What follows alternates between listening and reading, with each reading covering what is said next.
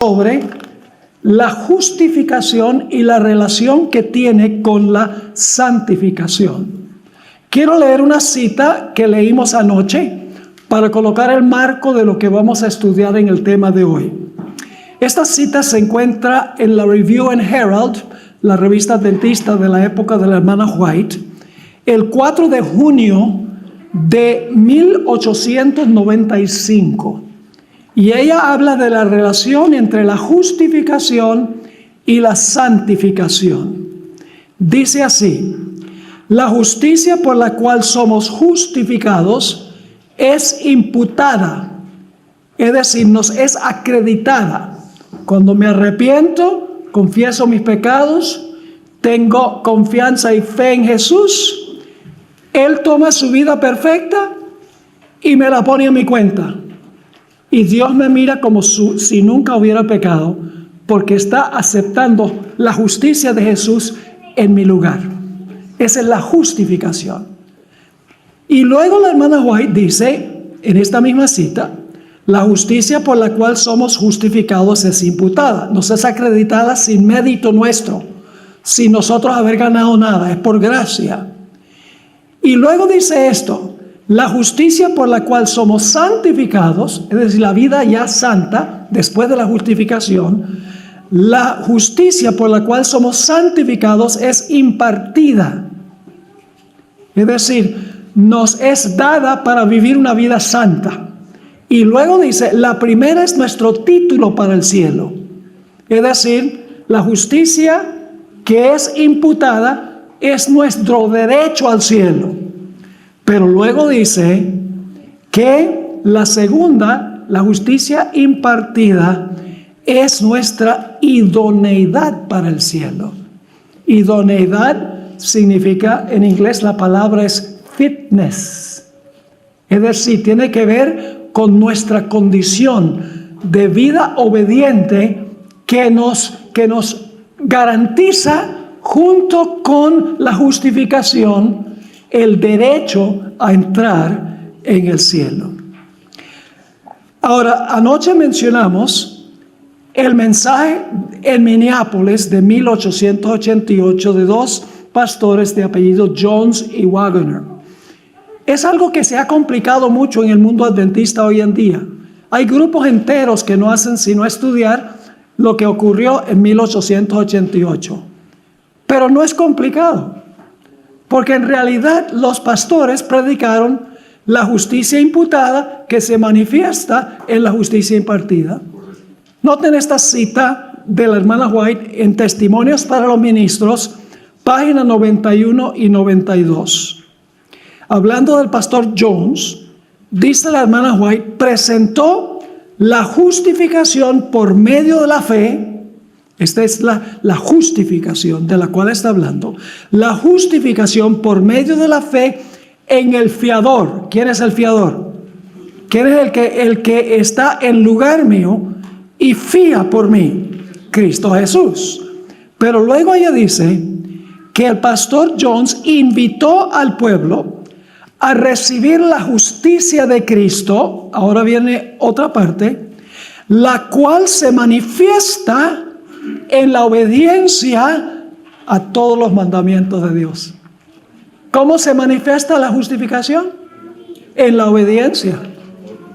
Donde no hay obediencia, probablemente es evidencia de que la persona no ha recibido la justicia de Cristo o la justificación. Ahora, quiero decirles que este no es el único lugar a donde se habla de este asunto.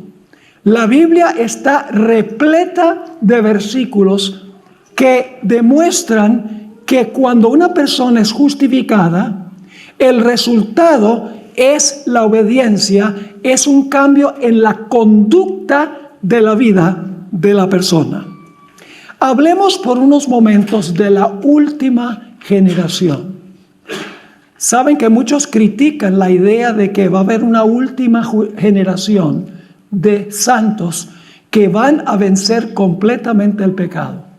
En pensamiento, en acción, en palabra, en todo sentido, habrán vencido el pecado en sus vidas antes de cerrarse la puerta de la gracia y van a vivir una vida santa y sin pecado durante el tiempo de angustia. Esa es una doctrina que en muchos círculos adventistas hoy en día se aborrece tristemente, porque dicen la carne es débil, tenemos una naturaleza humana pecaminosa y una naturaleza pecaminosa va a pecar inevitablemente. Entonces, ¿qué hacemos con el texto que dice casi todo lo puedo en Cristo que me fortalece? Ese que nos dice casi lo puedo todo en Cristo que me fortalece, dice todo lo puedo menos vencer el pecado en Cristo que me fortalece. No. ¿Saben que cuando la gente dice que es imposible vencer el pecado, no están diciendo que el hombre es débil, están diciendo que Dios no es suficientemente poderoso para darnos la victoria? ¿Me están entendiendo lo que estoy diciendo? La carne es débil, no cabe duda de que la carne es débil, pero la carne es más poderosa que el poder de Dios. Jamás en la vida. Es decir, el que dice que no se puede vencer el pecado, no está diciendo que la naturaleza pecaminosa es fuerte, está diciendo que Dios es débil. ¿Me están entendiendo esto? Esto no es herejía, porque nuestra creencia no es que la última generación va a vivir una vida santa y esa le va a garantizar el cielo. Como si fuera legalismo, donde porque yo obedezco a Dios, Dios acepta mi obediencia y entonces me va a salvar y me va a admitir al cielo. No, no, no. La santificación es tanto la obra de Dios como lo es la justificación. La gloria es para Él. Para nosotros no hay ninguna gloria.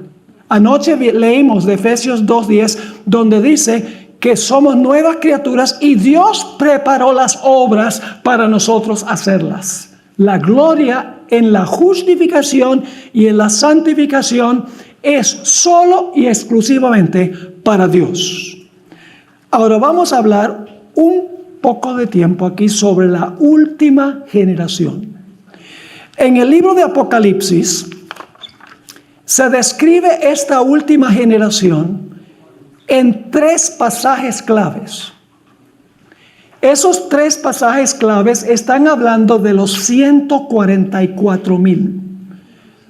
¿Quiénes son los 144,000? Yo no les puedo decir específicamente qué personas, pero sí les puedo decir que los 144,000 son los que van a tener el sello de Dios cuando se cierra la puerta de la gracia y van a pasar por el tiempo de angustia cual nunca se ha visto en la historia del mundo. Y durante el tiempo de angustia, y esto lo vamos a trazar en el tema de las 3 esta tarde, durante el tiempo de angustia, Satanás los tentará al máximo, pero saldrán victoriosos sobre cada tentación que lanza Satanás. La primera perspectiva de este grupo, que va a vivir al final, al puro final de la historia, que van a resistir a la bestia, no van a inclinarse ante la imagen y no van a recibir la marca. El primer pasaje se encuentra en Apocalipsis 7, 1 al 8. No vamos a leer los versículos. Ustedes tienen los versículos, ojalá que lleven el manual y estudien el manual. Siéntense y busquen los versículos, lean las citas del Espíritu de Profecía para que puedan grabar todo esto en sus mentes y en sus corazones. Este pasaje de Apocalipsis 7 está hablando del sellamiento de los 144,000. Ese es el tópico. En Apocalipsis 7, 1 al 8 no dice absolutamente nada sobre el carácter de los 144,000.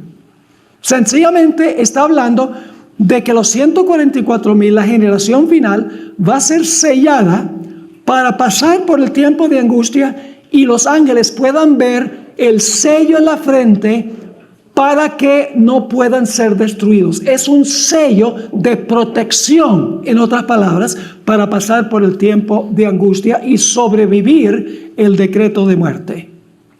Pero ese no es el único pasaje que habla de la última generación.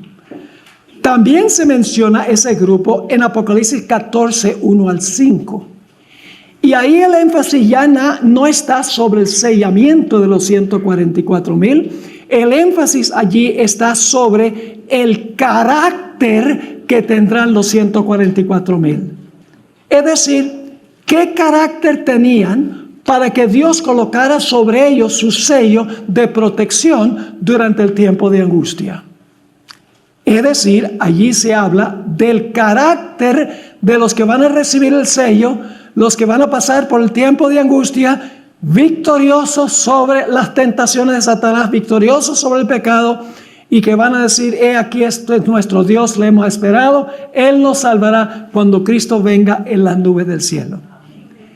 El tercer pasaje que habla de este grupo, no se menciona el número 144,000 directamente, pero sabemos que está hablando sobre los 144,000 porque las características que están en el capítulo 7 y el capítulo 14 son las mismas. Ahora, el énfasis allí es sobre la victoria de los 144,000. La victoria sobre la bestia, sobre su imagen y sobre su marca. Yo pregunto, ¿los 144,000 son la última generación? Yo pregunto, ¿todavía se ha levantado la imagen de la bestia? No. Es cuando los Estados Unidos dé un decreto de ley dominical. La iglesia influye sobre el Estado para proclamar una ley dominical. Eso no ha pasado todavía. Yo pregunto, ¿se ha impuesto la marca de la bestia todavía? No. Pero aquí dice que este grupo tuvo la victoria sobre la bestia, su imagen y su marca, que significa que es la última generación que pasa esa prueba. No sé si me están entendiendo el punto. Son los últimos que van a recibir el sello de Dios justo antes de entrar al tiempo de angustia. Sabemos que está hablando de la última generación porque ellos ganarán la victoria sobre la bestia, su imagen y la marca. Ahora vayan conmigo a Apocalipsis 6, 14 al 16. Aquí se describe la reacción de los impíos cuando Jesús venga por segunda vez. Vamos a ver qué van a hacer los impíos cuando Cristo regrese por segunda vez. Apocalipsis 6, versículo 14 dice: entonces el cielo se retiró como un pergamino que se enrolla, y todo monte e isla se removió de su lugar. Y los reyes de la tierra, los grandes, los ricos, los capitanes, los poderosos y todo esclavo y libre, se escondieron en las cuevas y entre las peñas de los montes, y decían a los montes y a las peñas: caed sobre nosotros y escondednos del rostro de aquel que está sentado en el trono y de la ira del Cordero. ¿Cómo van a reaccionar los impíos cuando Jesús regrese por segunda vez? Se van a esconder en las cuevas y van a rogar que las piedras caigan sobre ellos para que no puedan ver el rostro del Señor Jesucristo que regresa por segunda vez. Pero quiero que noten que el capítulo 6 termina con una pregunta. El capítulo 6 termina con una pregunta. Está en el versículo 17. Porque ha llegado el gran día de su ira, ¿y quién podrá permanecer en pie? Cuando venga ese día, cuando Cristo regrese, ¿será que todos van a rogar que las piedras caigan sobre ellos? ¿Será que todos se van a esconder en las cuevas para que no tengan que ver el rostro de Jesús? La pregunta se hace: ¿quién podrá permanecer en pie? Ahora yo pregunto, ¿a dónde creen ustedes que se responde esta pregunta? Pues en el siguiente versículo, el capítulo 7:1. Al versículo 4, que habla de los 144,000. ¿Quiénes van a estar firmes? Los 144,000 que reciben el sello de Dios. Pero como mencioné, en el capítulo 7 no se menciona nada sobre el carácter de los 144,000, porque estaban en una categoría especial. Eso se describe en Apocalipsis 14 y los versículos 1 al 5. No voy a tomar el tiempo para leer esos versículos, solamente le voy a dar realce a algunos detalles que encontramos allí sobre el carácter de los 144,000. En primer lugar dice que siguen al Cordero por donde quiera que va. Los impíos siguen a la bestia. Los sellados siguen al Cordero a donde quiera que el Cordero vaya. Escuchen bien. Van a seguir a Jesús a su juicio. Van a seguir a Jesús al rechazo que tuvo Jesús. Y van a seguir a Jesús a la cruz. Y ustedes dicen, ¿cómo es eso? Es decir, esa generación va a repetir la experiencia de Cristo Jesús en los últimos días de su vida. Voy a leerles ahora una cita que conseguí. No la he encontrado en ninguna fuente publicada fuera de la revista adventista. Es escalofriante esta cita. Fíjense lo que dice en la Review and Herald, la revista adventista de esa época, 14 de abril 1896.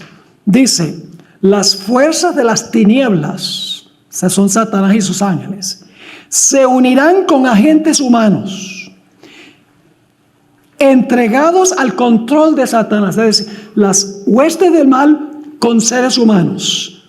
Dice, bajo el control de Satanás, las fuerzas de las tinieblas se unirán con agentes humanos, entregados al control de Satanás, y luego noten eso, y se revivirán las mismas escenas que se dieron en el juicio, rechazo y crucifixión de Cristo. Pero ahora será con su pueblo. Sigue la cita. Al ceder a las influencias satánicas, los hombres se transformarán en demonios, porque el Espíritu Santo habrá sido retirado del mundo y Satanás tendrá, según la hermana White, total control sobre los impenitentes. Ahora Satanás no tiene todo control sobre los impenitentes. Pueden imaginarse cómo va a ser el mundo cuando Satanás tenga total control sobre los impenitentes. La hermana White dice que la imaginación más fecunda no puede abarcar lo que va a ser este mundo cuando se retire el Espíritu de Dios y ya no influya sobre los corazones de los impíos. Sigue diciendo la cita. Al ceder a las influencias satánicas, los hombres se transformarán en demonios, y aquellos que fueron creados a la imagen de Dios, formados para honrar y glorificar a su Creador, llegarán a ser morada de dragones. Y Satanás verá en una raza apóstata su obra maestra de maldad, hombres que reflejan su propia imagen. Es escalofriante esa cita. Por un lado, los impíos reflejan el carácter de Satanás. Dice, reflejan su propia imagen, la imagen de Satanás. Por el otro lado, está un grupo que refleja perfectamente el carácter de Cristo. Esos son los dos batallones en la guerra final. Y los que tienen la coraza son los 144,000. Los otros no tienen la coraza y por lo tanto no tienen ninguna protección. Esa es una característica que tendrán los 144,000. Reflejarán perfectamente el carácter de Cristo Jesús y se van a enfrentar a lo que se enfrentó Jesús: juicios, persecución, rechazo, tal vez no crucifixión literalmente, pero lo que experimentó Jesús cuando fue crucificado, porque se van a sentir desamparados por Dios durante ese periodo, como Jesús se sintió desamparado de su Padre. Eso lo vamos a estudiar esta tarde, Dios mediante. Dice que este grupo también cantará el cántico de Moisés y del Cordero. Y uno se pregunta, bueno, ¿qué tiene que ver Moisés con la liberación final? Está bien, la del Cordero, porque es el que va a liberar a su pueblo. Pero ¿por qué se incluye Moisés? Una razón muy sencilla. Porque la experiencia por la cual pasó Israel bajo el liderazgo de Moisés se va a repetir con el liderazgo de Cristo el Cordero. Ahora, dice que este cántico no lo pueden aprender nadie sino los 144,000. Ahora, ¿qué significa eso? ¿Que los redimidos no van a poder cantar ese himno? ¿Nadie lo puede cantar sino ellos? No, eso no es lo que significa. ¿Saben que la hermana White dice que el himno de Apocalipsis 5, a donde están dando alabanza al Cordero porque nos ha redimido de toda nación, lengua y pueblo, etc.? La hermana White dice que los ángeles se van a unir en ese himno. Pero los ángeles no fueron redimidos. Y la hermana White dice que cantan el himno, pero no conocen la experiencia que está detrás del himno. Yo pregunto, el pueblo de Dios, después que fue librado de Faraón y sus ejércitos, en el otro lado del mar, cantó el cántico de Moisés. Se encuentra en Éxodo 15. Tremendo himno. Yo pregunto, ¿creen ustedes que alguien le puede poner letra le puede poner música a la letra de Éxodo, el capítulo 15, y todo el mundo lo podría cantar? ¿Creen que podrían? Sí. Yo he desafiado a la gente que por favor compongan un himno con la letra de Éxodo, el capítulo 15. Nadie todavía ha salido. Aquí está Christian, es músico. De pronto va a aceptar el desafío. Ahora, yo pregunto, ¿podrían los que vivieron antes del tiempo de angustia cantar el himno como lo cantarán los 144,000? ¿Por qué no? Porque el himno lo cantan los 144,000 y es el canto de su experiencia. La Malaguay dice, cual ninguna otra compañía jamás ha pasado. Es decir, podremos cantar el cántico de Moisés y del Cordero. Pero ¿cómo puede Martín Lutero cantar el himno diciendo, gracias por librarnos de la bestia, su imagen y su marca, si no pasó por esa experiencia? ¿Me están entendiendo el punto? También dice que no se contaminaron con mujeres. Y algunos dicen, no se casaron. Así que me caso rapidito por si acaso. El pastor Manrique les podría decir que un matrimonio contraído con los principios que Dios estableció no es algo malo. Un matrimonio entre un hombre y una mujer que cumplen con los requisitos, allí no hay contaminación. ¿Dónde está la contaminación? La contaminación está cuando una pareja se casa y uno de los dos tiene relaciones ilícitas con otras mujeres o con otros hombres. Entonces eso contamina. La iglesia se casó con Jesús. Y cuando la iglesia se une con el poder civil, está cometiendo adulterio espiritual. Y eso es lo que va a hacer el papado y el protestantismo apóstata. Se van a enamorar y se están enamorando ahora con este gobierno del poder civil para dar una ley dominical. Es decir, esa es una unión ilícita, impura. Pero los 144,000 no se contaminaron con la ramera y sus hijas. Se mantuvieron fieles a Cristo Jesús. También dice allí que no hubo engaño en sus bocas. Lo cual significa que no había engaño en el corazón, porque de la abundancia del corazón habla la boca.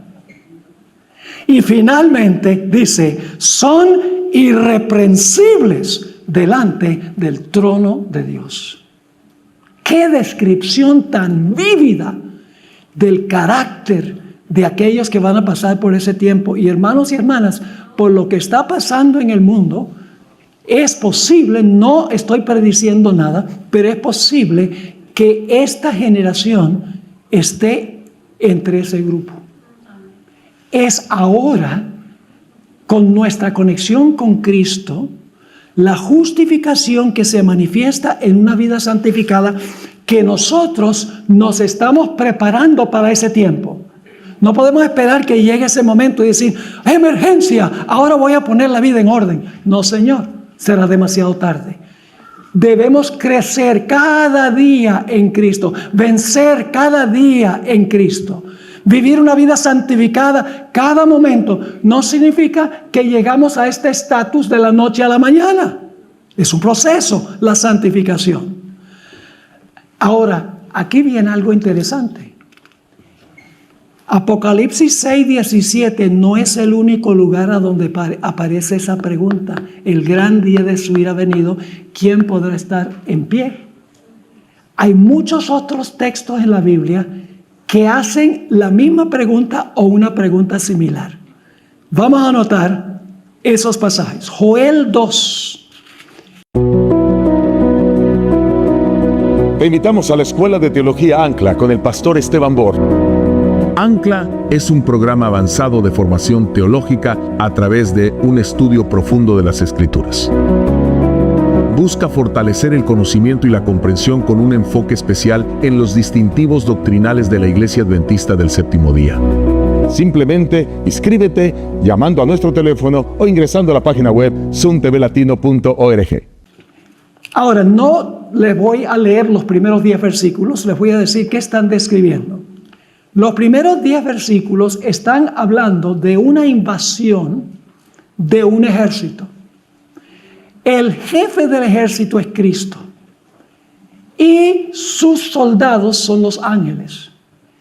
Y aquí se está describiendo la segunda venida del Señor Jesucristo en poder y gloria. Lo mismo que leímos en Apocalipsis 6, 14 al 16. Y ahí mismo en ese pasaje van a ver que la gente se está escondiendo en el libro de Joel del que viene con su ejército.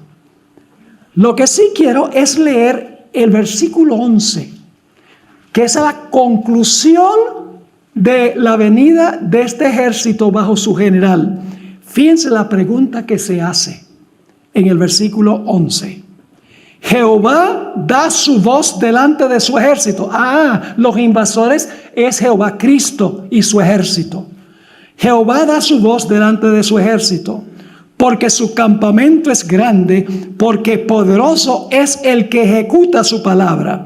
Porque grande es el día de Jehová y muy terrible. ¿Quién podrá soportarlo? ¿Suena como Apocalipsis 6, 17?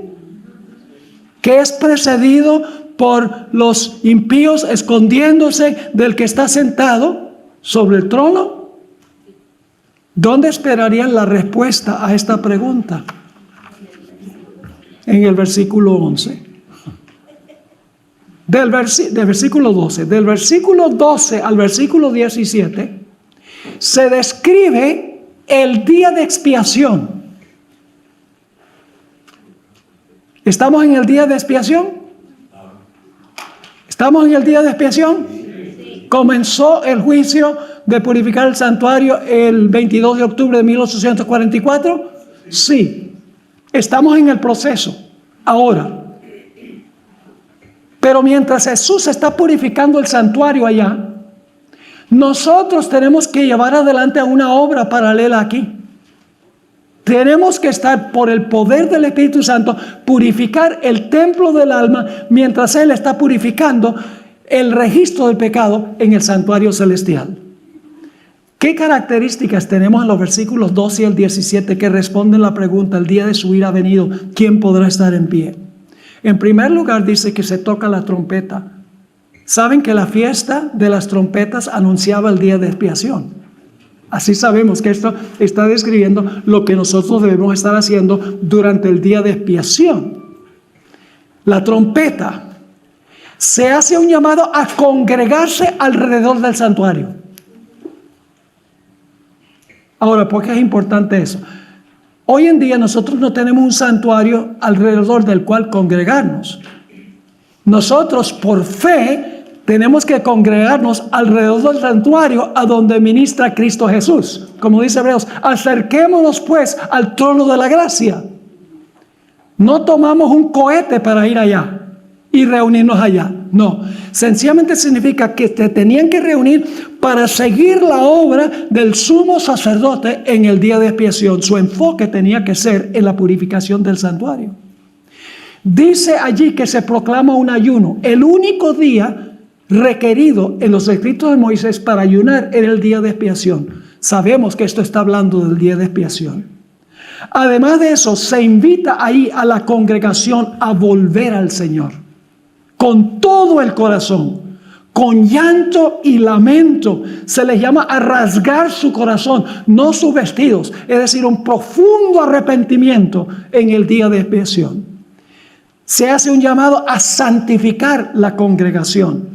Y se da un consejo a los ministros. Dice, lloren entre el atrio y el altar y suplíquenle al Señor que perdone a su pueblo.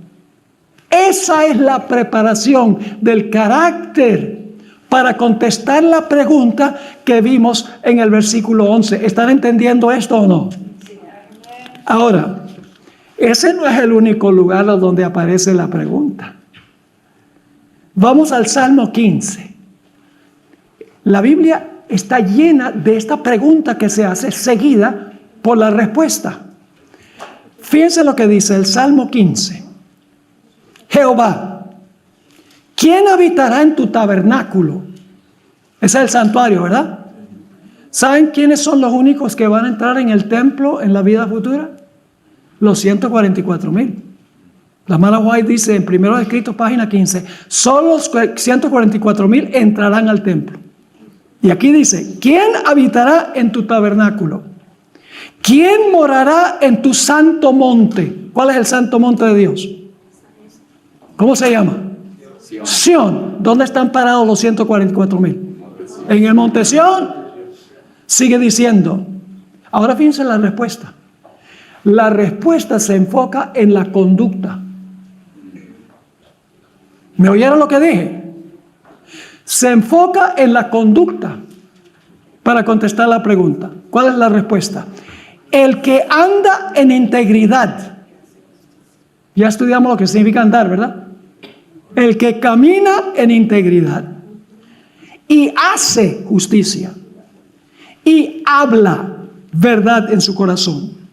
El que no calumnia con su lengua, ni hace mal a su prójimo, ni admite reproche contra su amigo. El que en sus ojos honra al que teme a Jehová. El que jura para su propio daño y no cambia. El que no presta su dinero a usura, ni recibe soborno contra el inocente. Todo tiene que ver con la conducta. Y luego, por si acaso no creen que esto está hablando de lo mismo que Apocalipsis, el capítulo 7, 14 y el capítulo 15, la respuesta es al final: el que hace estas cosas nunca será movido. ¿Cómo termina Apocalipsis 6, 17? ¿Quién podrá permanecer en pie? Y este pasaje termina que el que hace estas cosas nunca será movido, se mantendrá firme. Pero este no es el único lugar donde aparece la pregunta. Vayan conmigo a Isaías, los que no tienen el manual, Isaías 33, 14 al 16. Ustedes saben lo que enseña el mundo evangélico, ¿verdad? Que una persona cuando se muere, Dios lo manda, si fue impía en su vida, Dios lo manda a quemarse en el infierno. Y el impío va a estar retorciéndose en las llamas del infierno por la eternidad. Ese es el concepto de la mayoría de los protestantes de lo que va a pasar con los impíos en el futuro. Pero ahora les quiero sorprender. Los que van a vivir en el fuego no son los malos, sino los buenos. Sí, porque el fuego va a consumir a los impíos y los va a volver cenizas. Pero los que van a vivir en medio del fuego no son los impíos, sino los justos. La generación final. Vamos a leer Isaías 33, 14 al 16. Y fíjense nuevamente, se recalca la conducta, la vida santificada. Los pecadores en Sión tienen miedo. El temor asalta a los hipócritas. Y luego dos veces se hace una pregunta. ¿Quién entre nosotros morará con el fuego devorador? ¿Quién habitará con las llamas eternas? Fíjense ahora la respuesta. El que anda en justicia y habla con rectitud, en su boca no ha fallado engaño. ¿Recuerdan? El que aborrece las ganancias de la opresión, el que se aprovecha económicamente de los demás, que extiende sus manos para no recibir soborno, que cierra sus oídos para no oír sobre sangre derramada y tapa sus ojos para no ver maldad. ¿Se fijan que está hablando de la conducta? Y luego dice, este morará en lo alto, la roca será su lugar de defensa, pan le será dado y sus aguas serán seguras. Y es interesante que en Apocalipsis 7, 17 dice que el grupo final de los redimidos ya no tendrán más hambre ni más sed. en el mismo capítulo que está hablando de los 144,000. Pero ese no es el único lugar donde aparece la pregunta. Nahum, capítulo 1 y el versículo 6 y 7. Nahum 1, 6 y 7. Nuevamente, dos preguntas. ¿Quién podrá estar delante de su furor? ¿Y quién podrá resistir el ardor de su ira? Su furia se derrama como fuego y las rocas son desgastadas por él. Ahora viene la respuesta. ¿De quién podrá estar delante de su furor? ¿Quién podrá resistir el ardor de su ira? Ahora viene la respuesta. Jehová es bueno. Jehová fortaleza en el día de la... Oh, interesante. En el día de la angustia, y conoce a los que en él confían. Y aquí pensamos de la historia de los 3 jóvenes que fueron echados al horno.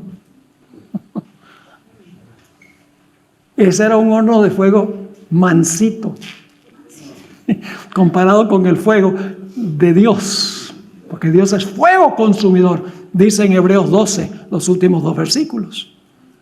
Y por lo tanto debemos vivir con temor de Dios, dice allí, porque Dios es fuego consumidor. Ahora, lo interesante es en la historia de los 3 jóvenes, escuchen bien, para ellos era más importante lealtad y obediencia a Dios que su propia vida. Yo pregunto, ¿ustedes creen que ellos recibieron la justificación por la fe? Hebreos 11 dice que sí. Dice que apagaron el fuego por la fe. ¿Ustedes creen que ellos tenían la justicia imputada de Cristo, se reconocían como pecadores y querían que Cristo pusiera su justicia en lugar de la injusticia de ellos? ¿Porque eran pecadores? Claro que sí. Pero ¿cómo se manifestó eso? ¿Cómo se manifestó ese vínculo con Jesús? El vínculo, el hecho de que habían sido justificados, es que ellos estaban dispuestos de morir para ser fieles al Señor Jesucristo. Más adelante esta tarde vamos a hablar de lo que es la fe de Jesús. Muchas veces leemos Apocalipsis 14 y hay 3 características de los fieles. Dice, aquí está la paciencia de los santos. Una mejor traducción es la perseverancia de los santos. Y hablamos de eso. Sí, viene una crisis, un tiempo de angustia terrible, así que necesitamos tener perseverancia. El que perseverare hasta el fin, este será salvo. Es la misma palabra. Y decimos, la generación final va a guardar los mandamientos de Dios. Pero casi nada se dice de la fe de Jesús. ¿Qué es la fe de Jesús? Esta tarde vamos a hablar de eso, así que no se pierdan ese episodio. Que vamos a hablar sobre ese aspecto que casi nunca se toca cuando hablamos. Es la misma fe que tuvo Jesús.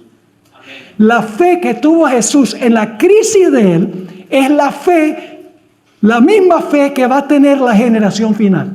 La fe de Jesús. Y eso aparece en el contexto de la bestia, su imagen y su marca en el mensaje del tercer ángel. Es muy importante entender lo que es la fe de Jesús. Y esos 3 jóvenes le dijeron a Nabucodonosor, nuestro Dios nos librará. Pero si no nos libra, nuestro vínculo con Él es más importante que la vida. Preferimos morir que pecar. ¿Están entendiendo esto? Y ese era un fuego calentado 7 veces peor, pero no es como Dios, que es un fuego consumidor. ¿Y ustedes saben qué fue lo que pasó? Una palabra clave en Daniel 13 es la palabra librar,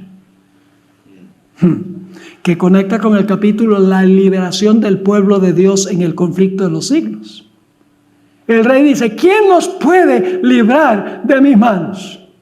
Y al final de la historia, Nabucodonosor dice, el Dios de ellos libra. ¿Saben qué versículo se conecta con este? Daniel 12:1. En aquel tiempo se levantará Miguel. ¿Quién es Miguel? Jesús. Se levantará Miguel, aquel gran príncipe que está en favor de los hijos de tu pueblo. Y será tiempo de ¿qué? Tiempo de angustia cual nunca se ha visto jamás. Pero en ese tiempo será libertado tu pueblo, todos los que se hallen escritos en el libro. el cumplimiento final de Daniel 3, que en Daniel capítulo 3, el rey, quien se comportó como una bestia, levanta una imagen, manda a todos a adorar la imagen. Cualquiera que no adora la imagen, hay un decreto de muerte. Y hay un remanente fiel que dice: nosotros no somos fieles a Dios. Daniel 3 es el trasfondo de Apocalipsis 13. Lo que pasó con ellos en miniatura, en Babilonia, en un horno literal, representa lo que va a pasar con la Babilonia mundial en el horno del tiempo de angustia. Y la hermana White lo entendió, porque la hermana White dice que los que pasan por el tiempo de angustia van a pasar por el horno de fuego y saldrán perfectamente purificados. ¿Están viendo el paralelo? Ahora, ese no es el único lugar donde aparece la pregunta. Vayan a Malaquías, si no tienen el manual, Malaquías 3, 2 y 3.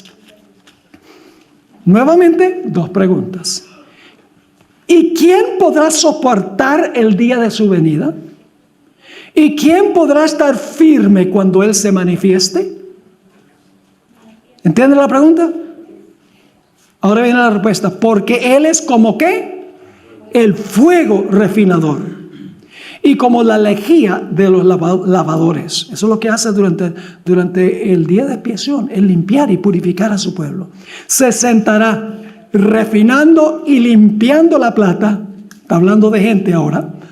Purificará a los hijos de Leví y los refinará como a oro y como a plata, para que presenten ofrenda al Señor con justicia. Ahora quiero leer el comentario que hace Elena White sobre este pasaje. Solemne esto que tenemos aquí. Estoy leyendo ahora del libro Conflicto en los Siglos, página 425. Elena White está haciendo un análisis de lo que acabamos de leer aquí en el libro de Malaquías. Primero va a citar los versículos. Dice el profeta: ¿quién podrá soportar el día de su venida? ¿Y quién podrá estar firme cuando Él aparezca? Porque Él es como el fuego del refinador y como la lejía de los lavadores. Y se sentará refinando y limpiando la plata. La plata representa a su pueblo. Y purificará a los hijos de Leví y los refinará como oro y plata, para que presenten ofrenda al Señor en justicia. Primero cita los versículos la hermana White y ahora va a comentar qué significan. Aquellos que estén viviendo en la tierra, cuando cese la intercesión de Cristo en el santuario celestial, deberán estar en pie. Eso es una referencia a Apocalipsis, el capítulo 6, 17. ¿Quién podrá mantenerse en pie?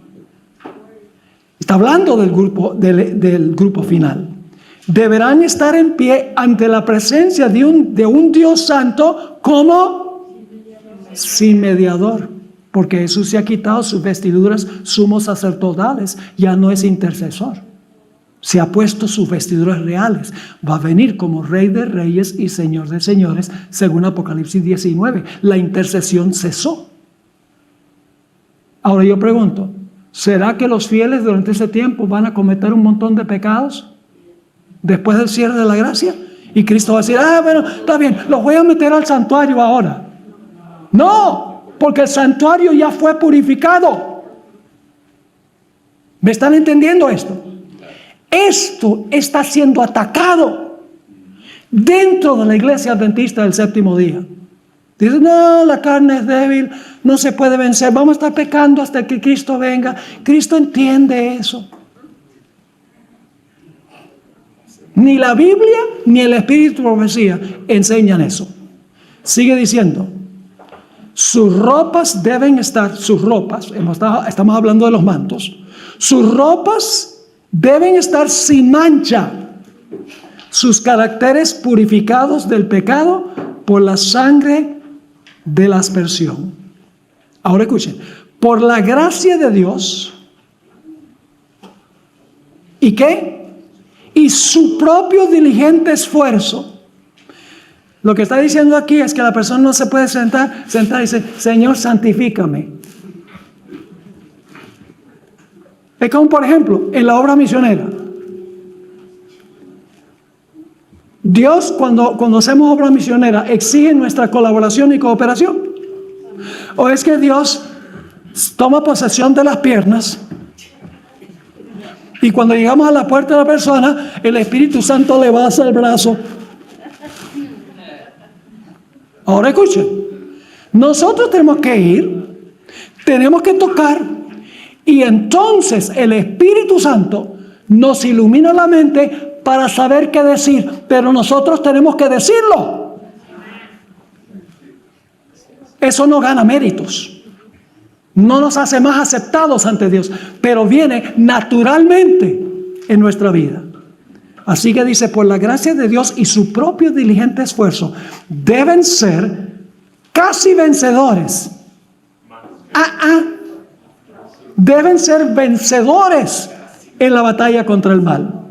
Ahora escuchen esto, mientras se desarrolla el juicio investigador en el cielo, mientras se están quitando los pecados de los creyentes arrepentidos del santuario, habrá una obra especial de purificación, de eliminación del pecado entre el pueblo de Dios en la tierra. Mientras Jesús purifica el santuario, Él quiere que nosotros nos reunamos por fe allá, siguiendo la obra que está haciendo, y que a través del Espíritu Santo se purifique el corazón del ser humano. ¿Está claro esto? Ahora, este no es el único lugar donde aparece la pregunta. Me da la impresión de que este es un asunto importante, porque aparece en todas partes de la Biblia. Y el Espíritu de profecía es claro. Déjenme decirles algo. Si oyen ustedes a una persona que dice que no se puede vencer el pecado porque la carne es débil, la naturaleza humana pecaminosa es débil, esa persona no cree en el Espíritu de profecía. Lo digo contante y sonante. Tiene que rechazar el Espíritu de profecía. La cita que yo leí ahorita. Tienen que rechazar los escritos de la hermana White. Y ya eso nos demuestra que esa persona está en terreno peligroso. Y que en otras cosas también va a errar. Tenemos que tener discreción cuando oímos algo o cuando leemos algo, y tenemos que compararlo primero con la Biblia y luego con el Espíritu de profecía. Y el Espíritu de profecía es tan inspirado como la Biblia. Y tiene tanta autoridad como la Biblia.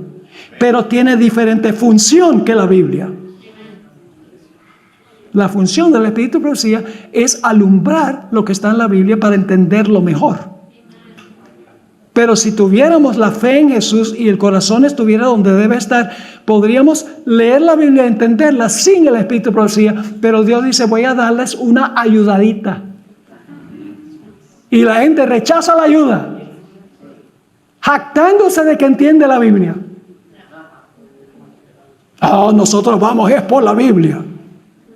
Y muchas cosas que hacen en la vida no tienen nada de apoyo en la Biblia. Tenemos que regresar a la Biblia y al Espíritu de profecía. Iba a decir los libros rojos, pero ahora van a la computadora. Ahora vamos a leer el Salmo 24, porque ya el tiempo apremia.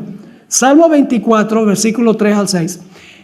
En su primera instancia, esto está describiendo la ascensión de Jesús al cielo, llevado allá por los ángeles, después que murió y resucitó. 40 días después de su resurrección, Jesús ascendió, los ángeles están cantando, abrido puertas y entrará el Rey de Gloria, etc. ¿Saben que ese himno se va a cantar de nuevo?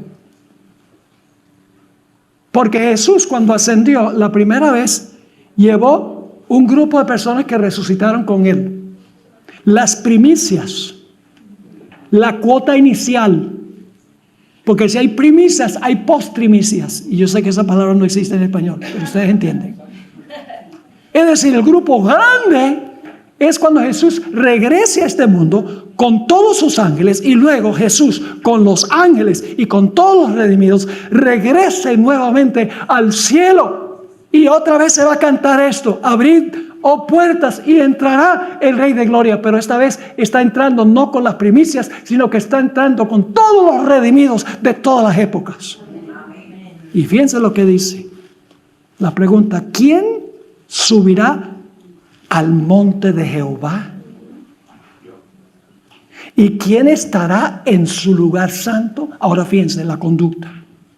El limpio de manos y puro de corazón, que no ha elevado su alma a vanidad ni jurado con engaño. Él recibirá bendición de Jehová y justicia del Dios de su salvación. Tal es la generación de los que le buscan, de los que buscan tu rostro, oh Jacob. Tenemos tan solo unos pocos minutos, un par de minutos, y quiero introducir lo que vamos a estudiar esta tarde. Tristemente, hoy en día se habla mucho de la justificación y casi nada de la santificación, de la necesidad del cambio de hábitos en nuestra vida.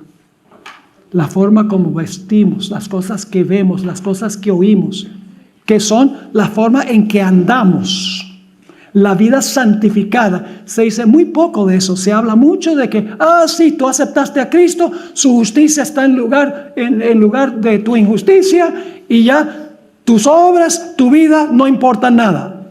Eso es lo que se está escuchando mucho hoy en día en los púlpitos. Pero quiero decirles que esta tarde vamos a hablar un poco más de este asunto. La hermana White dice que el mensaje de la justificación por la fe es el mensaje del tercer ángel en verdad. Quiero decirles algo. Si eso es cierto, que el mensaje del tercer ángel es el mensaje de la justificación por la fe, no podemos nosotros enseñar el mensaje, no podemos enseñar el mensaje del tercer ángel creyendo en la justificación como Martín Lutero, porque Martín Lutero no tuvo la lucha contra la bestia, su imagen y su marca. Hoy se está enseñando la justificación por la fe desde la perspectiva de Martín Lutero y solo Pablo. Pero vamos a encontrar en nuestro estudio de esta tarde que hay algo en el mensaje del tercer ángel sobre la justificación por la fe que no entendió Lutero ni entendieron los reformadores, porque está en un contexto del tiempo del fin. Ese será a las 3 de la tarde el tema que vamos a trazar esta tarde, y vamos a hablar lo que es la fe de Jesús. Vamos a ver que la fe que tuvo Jesús en su tiempo de angustia es la fe que tendrá el pueblo de Dios en la crisis final. ¿Sabías que existe un ministerio cuya misión es proclamar la verdad de Dios al mundo y el mensaje final de Dios? ¿Cómo cambiaría el mundo si más personas conocieran el mensaje eterno de esperanza? Zoom TV es igual a Secret San Sil Ministry Televisión. Es un ministerio de enseñanza bíblica 100% de apoyo a la Iglesia Adventista del Séptimo Día. Fue fundado en el año 2002 por un grupo de fieles miembros de iglesia y el pastor Esteban Bor, con una misión clara: proclamar la verdad presente en el tiempo del fin.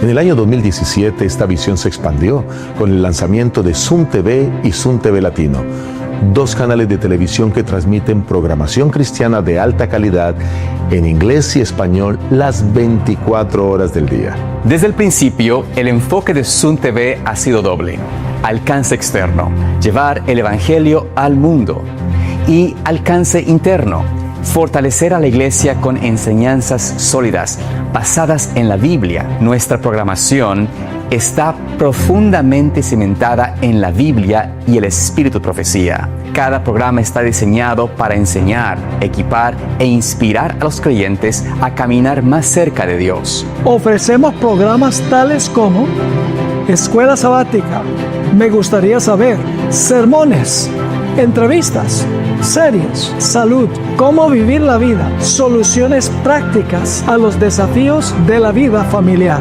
programas de música sagrada compartidos por personas de diferentes lugares y trasfondos. Pero este ministerio es más que televisión. Cada mes, nuestros pastores aceptan invitaciones para predicar y enseñar en todo el país, en los Estados Unidos y en todo el mundo.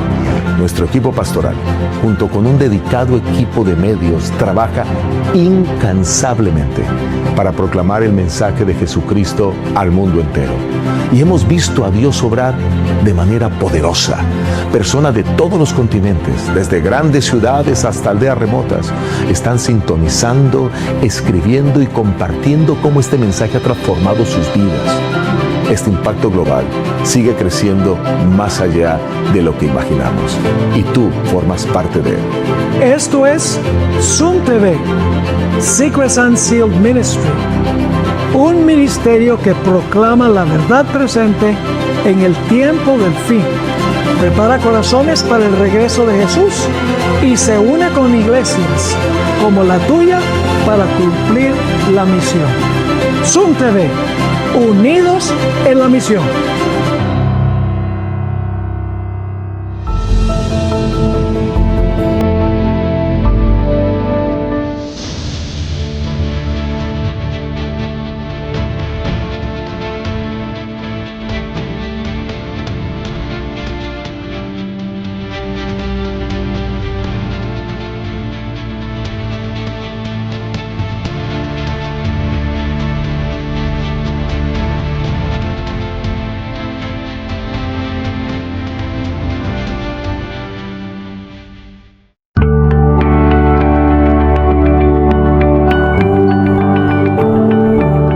Les saludo muy cordialmente, mis queridos hermanos y amigos. Bienvenidos este sábado a esta predicación de la Santa Palabra de Dios. Espero que sea de gran beneficio. Hoy vamos a hablar del mensaje del primer ángel. Luego, en mi próximo tema, cuando predique, vamos a hablar del mensaje del segundo ángel. Y luego, el tercer tema, más adelante, vamos a esbozar el tema sobre el mensaje del tercer ángel. Sin embargo, antes de comenzar nuestro estudio del mensaje del primer ángel, queremos pedir la bendición del Señor. Padre, pedimos tu compañía ahora al abrir tu santo libro. Pedimos que tu Santo Espíritu, quien inspiró ese libro, pueda acercarse a nosotros para abrir nuestra mente a fin de entender y abrir nuestro corazón para recibir y vivir conforme a tu santa voluntad. Te lo imploramos en el nombre y por los méritos de Cristo nuestro Salvador. Amén. Vamos a comenzar leyendo el mensaje del primer ángel que se encuentra registrado en Apocalipsis 14 y vamos a leer los versículos 6 al 12. Apocalipsis 14, 6 al 12 dice así: Vi volar por en medio del cielo a otro ángel que tenía el evangelio eterno, para predicarlo a los moradores de la tierra, a toda nación, tribu, lengua y pueblo, diciendo a gran voz: Temed a Dios y dadle gloria, porque la hora de su juicio ha llegado. Y adorad a aquel que hizo el cielo y la tierra, el mar y las fuentes de las aguas. Versículo 8. Otro ángel le siguió diciendo: ha caído Babilonia, la gran ciudad, porque ha hecho beber a todas las naciones del vino del furor de su fornicación. Versículo 9, el tercer ángel. Y el tercer ángel los siguió diciendo a gran voz: si alguno adora a la bestia y a su imagen, y recibe la marca en su frente o en su mano, él también beberá del vino de la ira de Dios, que ha sido vaciado puro en el cáliz de su ira, y será atormentado con fuego y azufre delante de los santos ángeles y del Cordero, y el humo de su tormento sube por los siglos de los siglos.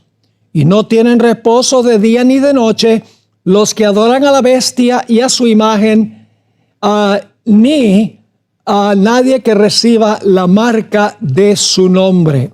Y luego concluye en el versículo 12: aquí está la paciencia de los santos, los que guardan los mandamientos de Dios y la fe de Jesús. Estos son los mensajes de los tres ángeles de Apocalipsis. de los cuales vamos a estudiar en nuestro tema de hoy, el primero. Ahora, ustedes notarán en el mensaje del primer ángel que hay varios puntos claves. En primer lugar, este es el último mensaje de Dios al mundo. Y eso lo sabemos porque cuando termina el mensaje del tercer ángel, se le ve a Jesús sentado en una nube con una hoz en la mano y viene a cosechar la tierra porque todo se ha madurado. La mies que representa a los justos y las uvas que representan a los impíos. Es decir, todos han tomado sus decisiones finales en favor de Dios o en contra de Dios. Así que este mensaje es el último, seguido por la segunda venida de Jesús. En segundo lugar, es un mensaje global. Debe ir a toda nación, tribu, lengua y pueblo.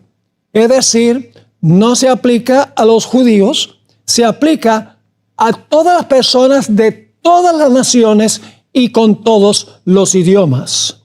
Y últimamente los mensajes son secuenciales. No podemos proclamar el tercero sin proclamar el primero y luego el segundo y luego el tercero en ese orden específico.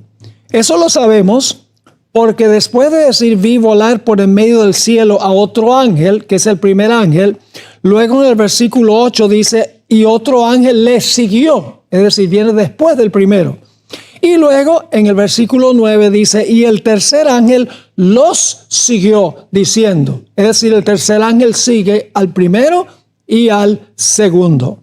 Así que es el último mensaje que es global, va a todo el mundo y los mensajes hay que proclamarlos en orden cronológico. El primero, luego el segundo y luego el tercero. Hoy vamos a hablar del primero. En el próximo tema, cuando yo predique, puede pasar algunas semanas entre este y el siguiente tema, pero el segundo vamos a hablar del segundo ángel y luego en el último tema de esta serie vamos a hablar del mensaje del tercer ángel.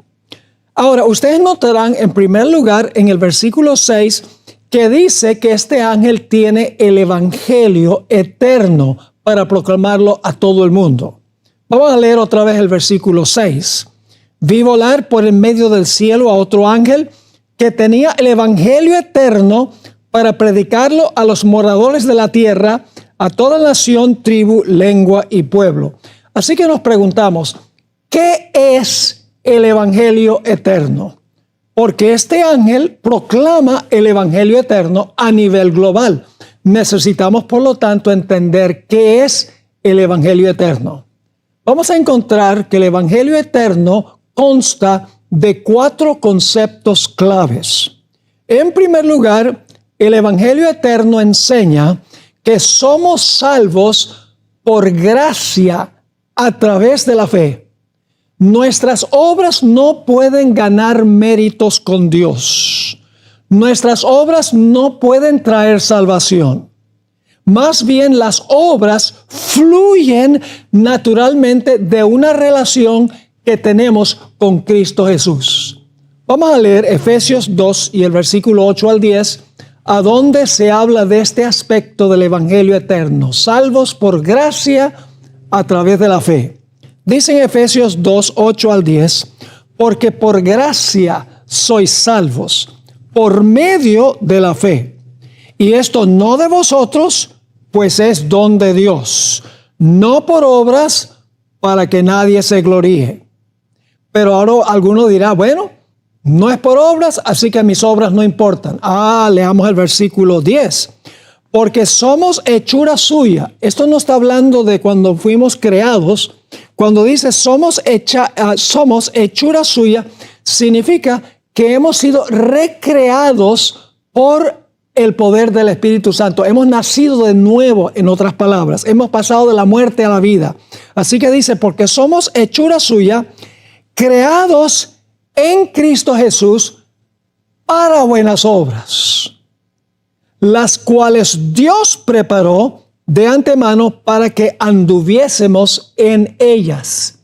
No somos salvos por obras, pero cuando recibimos a Cristo como Salvador, cuando por fe respondemos a su gracia, dice aquí que andamos en las obras que Dios preparó para nosotros. Es decir, salvación es por gracia para luego desempeñar buenas obras, no de nosotros, sino de Dios.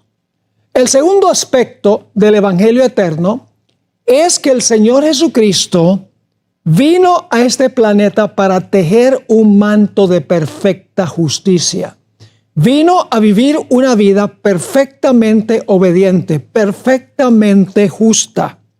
Y de esta manera Jesús tejió un manto de justicia para que nosotros podamos reclamar ese manto que Él tejió con su vida perfecta. Es decir, Él fue el que tejió el manto y está dispuesto de regalarnos ese manto. No es nada de nuestra parte. ¿Dónde dice la Biblia que el Señor Jesucristo vino para vivir una vida perfecta? Bueno, vamos a 2 Corintios 5 y el versículo 21 y vamos a enfatizar especialmente la primera parte del versículo. En un momento vamos a estudiar la segunda parte del versículo. Dice allí en 2 Corintios 5, 21, al que no conoció pecado, está hablando de Jesús, al que no conoció pecado, por nosotros lo hizo, es decir, el Padre lo hizo pecado, para que nosotros fuésemos hechos justicia de Dios en él. Fíjense que dice que Jesús no conoció pecado. Vivió una vida perfectamente obediente, tejió un manto de perfecta justicia que nosotros podemos reclamar por fe, por arrepentimiento y confesión de nuestros pecados. Jesús toma el manto que Él tejió, nos cubre y Dios nos mira como si nunca hubiéramos pecado. Pero para eso Jesús tuvo que vivir una vida de perfecta obediencia. Noten luego, el Señor Jesucristo tiene que cargar la culpa de nuestros pecados porque hay que pagar. La paga del pecado es muerte. Así que Jesús, luego de vivir una vida perfecta, tomó sobre sí la culpa por nuestros pecados y como tenía la culpa, ahora el Señor Jesucristo sufre el castigo por el pecado. Es decir, el castigo que nosotros merecemos por el pecado lo tomó Jesús sobre sí mismo. Vamos otra vez a 2 Corintios 5, 21, a donde nos dice la segunda parte del versículo lo que sucedió con Jesús. Al que no conoció pecado, ahí está su vida perfecta, el manto que tejió, pero sigue diciendo, por nosotros lo hizo pecado. Es decir, el Padre hizo que Jesús cargara la culpa que nosotros merecemos, que nosotros tenemos, y la muerte que nosotros merecemos. Así que dice, al que no conoció pecado, por nosotros lo hizo pecado, para que nosotros fuésemos hechos justicia de Dios en él. Es decir, Jesús sufrió nuestro castigo para que nosotros a través de él podamos ser reconocidos como justos en él ante Dios el Padre. Isaías 53 nos dice algo semejante. Isaías 53, versículo 4 hasta el versículo 6 dice, ciertamente llevó él nuestras enfermedades y sufrió nuestros dolores. Y nosotros le tuvimos por azotado, por herido de Dios y abatido. Fíjese, el Padre fue el que lo hirió. Sigue diciendo en el versículo 5, mas el herido fue por nuestras rebeliones, molido por nuestros pecados. El castigo de nuestra paz fue sobre él, y por su llaga fuimos nosotros curados. Todos nosotros nos descarriamos como ovejas. Cada cual se apartó por su camino, mas Jehová, este es Dios el Padre, mas Jehová cargó en él el pecado de todos nosotros. Jesús vivió una vida absolutamente perfecta. Tejió un manto para cubrir la vergüenza de nuestra desnudez. Y luego, después de eso, el Señor Jesucristo cargó nuestra culpa, los pecados de todo el mundo, y como estaba cargando la culpa, el Señor Jesucristo sufre la muerte, que es la paga del pecado. Notemos también Gálatas 3 y el versículo 13 sobre este segundo aspecto del Evangelio eterno. Dice allí, Cristo nos redimió de la maldición de la ley. ¿Cómo es que Jesús nos redimió de la maldición de la ley? Algunos piensan y dicen, la ley nos maldice, así que la ley es mala. No, el malo soy yo, no la ley. La ley sencillamente me dice, tú desobedeciste los requisitos que yo presento. El problema no es con la ley, el problema es con el pecado. Imagínense que yo llego a un semáforo en rojo y me paso el semáforo en rojo. Me para un policía. Estoy bajo la ley. Merezco el castigo. Merezco la multa. Ahora, imagínense que yo le diga al policía, ese semáforo no debe existir. Ese semáforo tiene la culpa de lo que yo hice. Claro que no. La culpa no la tiene la ley, el semáforo que dice para cuando está rojo el semáforo, sino que la culpa está en mi persona porque yo he violado la ley. Así que dice, Cristo nos redimió de la maldición de la ley. ¿Y cómo lo hizo? Hecho por nosotros maldición. Porque está escrito, maldito todo el que es colgado en un madero. Tremendo eso. Dice, Cristo nos redimió de la maldición de la ley. ¿Por qué la ley nos maldice? Porque hemos pecado y transgredido la ley. ¿Y cómo lo hizo? Hecho por nosotros maldición. Jesús tomó sobre sí nuestra culpa y nuestra maldición, nuestro castigo. Ahora, podría dar la siguiente ilustración. Yo comencé a pastorear aquí en Fresno y duré 20 años pastoreando la misma iglesia. Recuerdo en un culto de oración un miércoles que tuvimos una reunión espectacular. Cantamos juntos, oramos juntos, estudiamos la palabra juntos, nos relacionamos uno con otro juntos. Y cuando yo terminé ese culto de oración, yo estaba por las nubes. Me monté en el carro, manejé hasta el final de la calle, una derecha y luego otra izquierda. Iba corriendo a una velocidad que excedía el límite. El límite decía 45 y yo estaba andando como 60. De repente vi una luz atrás del carro. Dije, este policía me paró. Y llega el policía a la ventana y dice, ¿sabe por qué yo lo paré? Yo le dije, bueno, me imagino porque estaba andando demasiado rápido. Estaba excediendo el límite de velocidad. Él me dijo, sí, estaba excediendo el límite de velocidad como por 15 millas. Y yo le dije, bueno, señor fiscal, perdone. Es que yo estaba en un culto ahora y estaba tan emocionado que me distraje y estaba andando más rápido de lo que debería. Y el policía me miró y me dijo, pero usted es pastor, usted no debe andar con la cabeza en las nubes.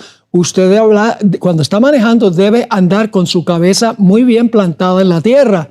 Yo le dije, yo sé, señor fiscal. Y para hacer una larga historia corta, el fiscal me miró y me dijo, yo veo que usted está arrepentido de lo que hizo y ha aprendido la lección de que debe tener su cabeza en el suelo, no en las nubes. Yo le dije, sí, señor fiscal. Me dijo, bueno, yo le voy a perdonar la multa por esta vez, pero no lo vuelvo a hacer. Y yo, claro, en mi corazón dije, aleluya, gloria a Dios, no tengo que pagar la multa. Pero después, cuando estaba manejando a la casa, me puse a pensar, ese fiscal no hizo lo que debería haberlo hecho. Porque un fiscal es colocado para castigar violaciones de la ley. Él, para cumplir su cometido, su tarea, debería haberme dado la boleta, debería haberme dado la multa. Y ustedes dicen, pastor, usted está loco. Sí, puede ser que haya estado, pero la multa debía imponerse porque yo había quebrantado la ley. Entonces, ¿cómo podía yo librarme de pagar la multa y que el fiscal hiciera lo que él debía hacer, que era aplicar la justicia? Había una forma en que él podía hacerlo. Claro, nunca pasa en la vida real. Esta es solo una ilustración. El fiscal podría haber dicho ahí a través de la ventana, pastor, yo veo que usted está arrepentido por exceder el límite de velocidad. Le voy a decir lo que yo voy a hacer. yo voy a ir allá a la jefatura, le voy a poner la multa, pero yo voy a ir a la jefatura y yo voy a pagar la multa que yo le puse a usted. Claro, eso no pasa nunca en la vida real. Pero yo pregunto, ¿hubiera quedado paga la multa? Sí. ¿Hubiera tenido yo que pagar la multa? No. Es decir, ahí se aplica la justicia porque se castigó la transgresión de la ley, pero se aplica también la misericordia porque el fiscal asumió el castigo que me merecía yo. Así fue con Jesús.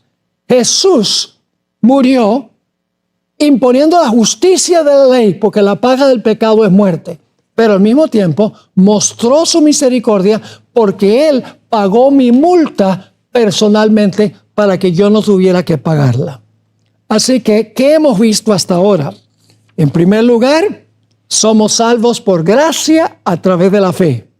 En segundo lugar, Cristo vivió una vida perfecta para tejer un manto que nosotros podemos reclamar para cubrir la vergüenza de nuestra desnudez. En tercer lugar, luego Jesús tomó nuestra culpa y sufrió el castigo que nos convenía a nosotros. El cuarto punto del Evangelio eterno es que Jesús intercede por nosotros como mediador o como intercesor si llegamos a pecar después de haber recibido a Cristo. Y debo admitir que después del bautismo cometemos pecados y necesitamos un mediador, un intercesor que esté en nuestro lugar. Ahora, para que un intercesor pueda funcionar, necesita tener tres características. En primer lugar, tiene que ser el intercesor Dios.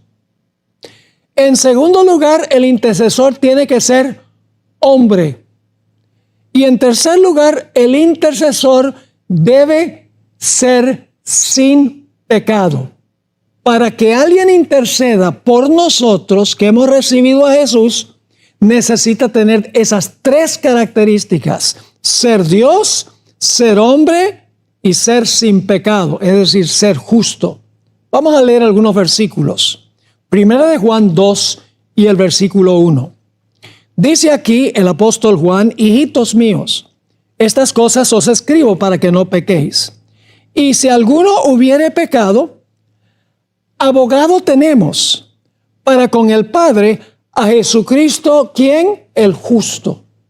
Es decir, Jesús es perfectamente justo porque Él vivió una vida sin pecado. Así que tenemos un abogado para con el Padre a Jesucristo, el justo. Es decir, el que vivió una vida de perfecta justicia. Otro texto que nos dice que Jesús vivió sin pecado como nuestro intercesor está en Hebreos 4 y el versículo 15. Hebreos 4:15, donde dice: porque no tenemos un sumo sacerdote que no pueda compadecerse de nuestras debilidades, sino uno que fue tentado en todo según nuestra semejanza, pero sin pecado. Jesús fue tentado en todo como nosotros, pero nunca pecó. Tejió un manto de perfecta justicia. Por eso puede interceder por nosotros, porque el Padre le escucha a Él, porque Jesús vivió una vida absolutamente perfecta. Además de eso, el intercesor tiene que ser plenamente humano. Note lo que dice en 1 Timoteo 2 y el versículo 5. 1 Timoteo 2, 5. Dice: porque hay un solo Dios y un solo mediador. ¿Cuántos mediadores? Uno solo. Un solo mediador entre Dios y los hombres. ¿Jesucristo qué? Jesucristo hombre. Es decir, para interceder por nosotros, Jesús tiene que ser hombre porque Él tiene que poder simpatizar con nosotros habiendo pasado por el mismo camino que nosotros. Así que en primer lugar, el intercesor tiene que ser sin pecado. En segundo lugar, el intercesor tiene que ser plenamente humano. Y vimos también que tiene que ser perfectamente justo. Noten también lo que dice Hebreos, el capítulo 7 y el versículo 25 y 26. Hebreos 7, 25 y 26. Por lo cual, puede también salvar perpetuamente a los que por Él, es decir, a los que por Jesús se acercan a Dios, viviendo siempre para interceder por ellos. Y ahora fíjense las características de este sacerdote, porque tal sumo sacerdote nos convenía: santo, inocente, sin mancha, apartado de los pecadores y hecho más sublime que los cielos. Así que Jesús es Dios, el Señor Jesucristo, hombre, y el Señor Jesucristo sin pecado, absolutamente justo. Hay una organización religiosa en el mundo hoy que dice que tenemos que confesarle los pecados a un sacerdote humano. El problema es que ese sacerdote humano no es Dios ni tampoco es sin pecado. Así que no puede cumplir las funciones necesarias para ser un mediador entre Dios y los hombres.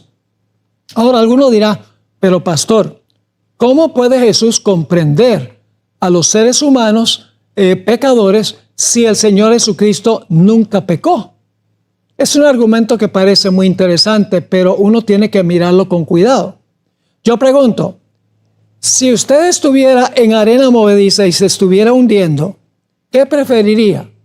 ¿Que haya alguien en tierra firme con una soga para sacarlo? ¿O prefiere que esa persona esté dentro de la arena movediza simpatizando con usted? Yo creo que estarían de acuerdo que quieren a alguien en tierra firme con una soga para poderte sacar. Si Cristo hubiera estado en el lodo del pecado o en la arena movediza del pecado con nosotros, no nos podría ayudar. Tenía que ser sin pecado. ¿Ustedes recuerdan la experiencia de Jacob cuando tuvo que huir de la casa de su padre por haberle robado la primogenitura a su hermano y haber engañado a su padre? Cuando iba en camino, se durmió con la cabeza en una piedra y recibió un sueño de una escalera. Esa escalera, según Juan 1:51, representaba a Jesús. Vamos a leer primero en cuanto al sueño. Génesis 28:12. Y soñó, y he aquí una escalera que estaba apoyada en la tierra, y su extremo tocaba en el cielo. Y he aquí ángeles de Dios subían y descendían por ella. El Señor Jesucristo dijo que Él es esa escalera. Dice en Juan 1 y el versículo 51, y le dijo, de cierto os digo, de aquí en adelante veréis el cielo abierto y a los ángeles de Dios que suben y descienden sobre el Hijo del Hombre. Los ángeles llevan nuestras oraciones a Dios y traen las respuestas a nosotros también de Dios. Y el intermediario que presenta nuestras oraciones al Padre y que nos trae respuestas del Padre es Cristo Jesús. Por esa razón, el velo entre el lugar santo y el lugar santísimo tenía querubines bordados en el velo, subiendo y bajando en el velo. En un lado estaba el altar de incienso. El incienso representa los méritos de Cristo mezclados con el fuego de la oración, y el humo subía por encima del velo a la presencia de Dios. Significaba que el incienso de los méritos de la sangre de Cristo Jesús hace que nuestras oraciones sean aceptables ante Dios, porque la oración va mezclada con los méritos del Señor Jesucristo. Éxodo 26:31 es el texto donde habla de los ángeles que suben y bajan sobre el velo. Dice, y le dijo, de cierto os digo, de aquí en adelante veréis al Hijo del Hombre al cielo abierto y a los ángeles de Dios que suben y descienden sobre el Hijo del Hombre. Y en Éxodo 26:31, el mismo concepto, hablando de los ángeles, los querubines, dice, también harás un velo azul, púrpura, carmesí y lino torcido, será hecho de obra primorosa con querubines. Así que las primeras 4 funciones de Jesús tienen que ver con lo que Él ha hecho por nosotros. No está hablando de nuestra respuesta a Él. ¿Cuáles son los 4 puntos nuevamente? El Señor Jesucristo nos salva por gracia a través de la fe y no por obras. En segundo lugar, el Señor Jesucristo vivió una vida absolutamente perfecta para tejer un manto de perfecta justicia que nosotros podemos reclamar por fe, arrepentimiento y confesión. En tercer lugar, Cristo es nuestro único intercesor, porque el Señor Jesucristo es Dios, hombre, y vivió una vida absolutamente perfecta. Y en cuarto lugar, encontramos que el Señor Jesucristo es nuestro intercesor entre Dios y los hombres. Así que ese es el Evangelio eterno. Representa, en primer lugar, como hemos visto, representa que somos salvos por gracia a través de la fe. En segundo lugar, Jesús tejió un manto perfecto por su vida perfecta. En tercer lugar, el Señor Jesucristo tomó nuestra culpa y sufrió nuestro castigo. Y en cuarto lugar, encontramos que el Señor Jesucristo sirve como nuestro mediador por ser Dios, por ser hombre y por haber vivido una vida sin pecado. Pero el mensaje del primer ángel no termina allí, porque Apocalipsis 14 y el versículo 7 nos dice cuál debe ser nuestra respuesta a la gracia y a la obra que ha hecho el Señor Jesucristo. Vamos a leer el versículo 7. Después de hablar del Evangelio eterno, dice, diciendo a gran voz, temed a Dios. Ese es un imperativo. Temed a Dios. Dadle gloria, otro imperativo. Porque la hora de su juicio ha llegado. Ahora viene el tercer imperativo. Y adorad a aquel que hizo el cielo y la tierra, el mar y las fuentes de las aguas. Ahora se habla de cuál debe ser nuestra respuesta a lo que ha hecho el Señor Jesucristo. Debemos temer a Dios. Debemos darle gloria. Y debemos adorarlo por ser el Creador. Ahora se describe cómo debemos nosotros responder a lo que ha hecho el Señor Jesucristo. Vamos a hablar entonces de lo que significa temer a Dios. Estos son imperativos, es decir, son mandatos, son órdenes. Dice en el libro de Génesis, el capítulo 20 y el versículo 8 al 11, algo muy interesante. Ahora, temer a Dios no significa tenerle miedo. No significa tenerle terror a Dios. No, temer a Dios significa tenerle un intenso respeto. Un respeto tan grande que le obedecemos a Él. Donde no hay temor de Dios, hay temor de que la gente pierda la vida. Hay temor de que el sexto mandamiento sea quebrantado. Vamos a notar algunos ejemplos de esto. Génesis 20, 8 al 11. Entonces Abimelech, déjenme darles un poquito de contexto antes de terminar de leer este pasaje. Abraham descendió allá a la ciudad, iba a Egipto, pasó por Gerar, y cuando pasó por Gerar, él, cuando iba a entrar, él dice, bueno, mi mujer Sara es muy bonita, y de pronto me van a matar a mí para tomar a mi mujer, el rey, quien se llamaba Abimelech. Así que Abraham le dijo a Abimelech, mira, esta es mi hermana. Y era verdad, era la hermana de Abraham, pero no le dijo toda la verdad. Y una verdad parcial es una mentira total. Así que ahora Abimelech decide tomar a la hermana de Abraham como su mujer. Y esa noche Dios le da un sueño. Ahora vamos a leer el pasaje. Entonces Abimelech se levantó de mañana y llamó a todos sus siervos y dijo todas estas palabras en los oídos de ellos. Y temieron los hombres en gran manera. Después llamó Abimelech a Abraham y le dijo, ¿qué nos has hecho? ¿En qué pequé yo contra ti que has atraído sobre mí y sobre mi reino tan grande pecado? Lo que no debiste hacer has hecho conmigo. Dijo también Abimelech a Abraham, ¿qué pensabas para que hicieses esto? Porque Dios le mostró a Abimelech que si se quedaba con la mujer de Abraham, iba a sufrir un terrible castigo, él y todo su reino. Versículo 11. Y Abraham respondió, porque dije para mí, ciertamente no hay temor de Dios en este lugar. ¿Y qué pasa cuando no hay temor de Dios en un lugar? Dice, me matarán por causa de mi mujer. Es decir, donde hay temor de Dios, la vida está segura. El sexto mandamiento se obedece y la persona está segura. Pero donde no hay temor de Dios, la vida peligra.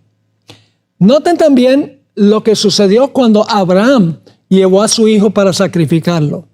Génesis 22 y el versículo 1 y 2 dice, eso es cuando ya Abraham está por matar a su hijo amado, dice su hijo único, dicen los versículos 1 y 2.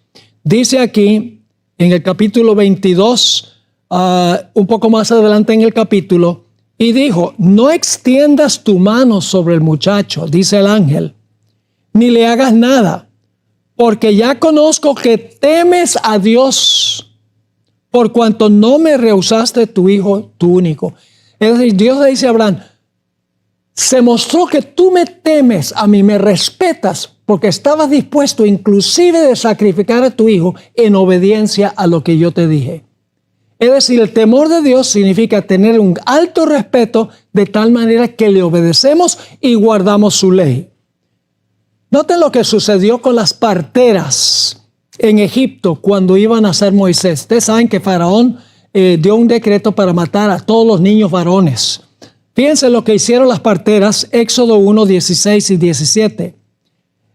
Dijo Faraón a las parteras, cuando asistáis a las hebreas en sus partos y veáis el sexo, si es hijo, matadlo, y si es hija, entonces viva.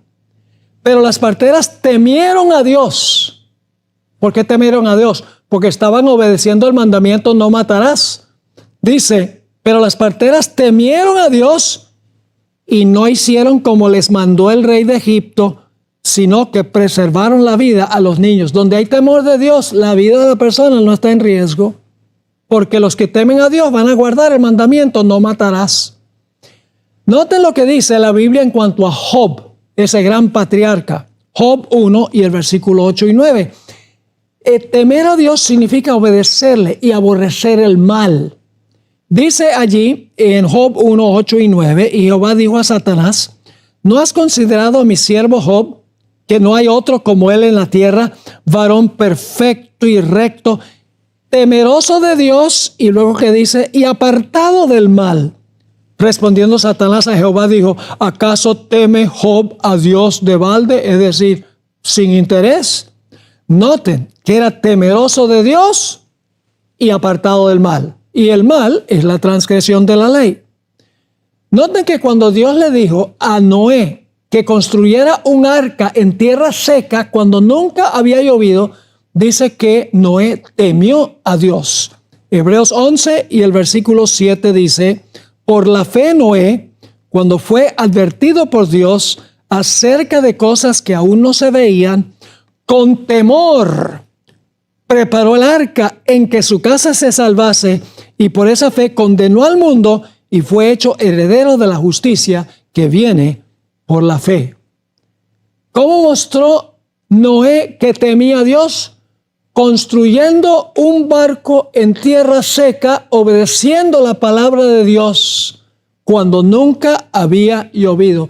El temor a Dios significa tenerle un alto respeto de tal manera que guardamos su ley, guardamos sus mandamientos. Note lo que dice en el Salmo 2 y el versículo 11. Es posible temer a Dios y al mismo tiempo tener gozo y alegría. Dice en el Salmo 2:11, servid a Jehová con temor y alegraos con temblor. El Nuevo Testamento dice lo mismo. Hebreos 12 y el versículo 28 y 29. Hebreos 12, 28 y 29. Dice así que, recibiendo nosotros un reino inconmovible, tengamos gratitud y mediante ella, escuchen esto, sirvamos a Dios agradándole con temor y reverencia. ¿Qué significa tener temor y reverencia a Dios? Significa servirle agradándole. Y eso sucede cuando le obedecemos. Noten Deuteronomio 13 y el versículo 4. Deuteronomio 13 y el versículo 4. Hay varias palabras sinónimas aquí. Dice, en pos de Jehová vuestro Dios andaréis. y a Él temeréis. Guardaréis sus mandamientos. Escucharéis su voz. A Él serviréis y a Él seguiréis. Todos esos son sinónimos, entre los cuales está temer a Dios. Noten Job 28 y el versículo 28. Dijo al hombre: he aquí que el temor del Señor es la sabiduría y apartarse del mal la inteligencia. Proverbios 8 y el versículo 13 dice: el temor de Jehová es aborrecer el mal, la soberbia, la arrogancia y el mal camino y la boca perversa aborrezco. Y luego está ese famoso versículo que encontramos en Eclesiastés 12, 13 y 14, la conclusión de ese majestuoso libro, donde dice: el fin de todo el discurso oído es este: teme a Dios y guarda sus mandamientos, porque esto es el todo del hombre. Porque Dios traerá toda obra a juicio, juntamente con toda cosa encubierta, sea buena o sea mala. Así que temer a Dios significa respetarlo profundamente, suficiente como para obedecer sus mandamientos, obedecer su ley en respuesta a lo que Dios ha hecho por nosotros. El segundo imperativo es darle gloria. Ahora, la pregunta clave es: ¿cómo podemos darle gloria a Dios? ¿Y qué es la gloria de Dios? Nosotros no podemos darle gloria a Dios en realidad, porque la Biblia dice en Romanos 3:23 que todos hemos pecado y estamos destituidos de la gloria de Dios. No podemos darle gloria a Dios, estamos destituidos de la gloria de Dios. Entonces, ¿qué significa darle gloria? Bueno, vamos a Éxodo 33, 18 y 19. La experiencia de Moisés: sube al monte para encontrarse con Jehová. Y le hace una petición muy interesante a Jehová. Dice: él entonces dijo: te ruego que me muestres tu gloria.